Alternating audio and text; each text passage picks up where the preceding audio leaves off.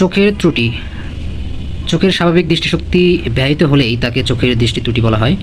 চোখের দৃষ্টি ত্রুটি মোট 4 রকম: ক্ষীণদৃষ্টি বা মায়োপিয়া, দীর্ঘদৃষ্টি বা দূরদৃষ্টি, বার্ধক্য দৃষ্টি বা বিষম দৃষ্টি। ক্ষীণদৃষ্টি বা মায়োপিয়া, যখন চোখ কাছের বস্তু দেখতে পায় কিন্তু দূরের বস্তু দেখতে পায় না, তখন চোখের এই ত্রুটিকে মায়োপিয়া বলে। কারণ চোখের লেন্সের অভিসারী শক্তি বৃদ্ধি পেলে, কোনো কারণে অক্ষিগোলকের ব্যাসার্ধ বৃদ্ধি পেলে প্রতিকার অবতল লেন্সের চশমা ব্যবহার করতে হবে। তবে ইসিহারা টেস্টের মাধ্যমে বর্ণা বন্ধত্ব পরীক্ষা করা যায়।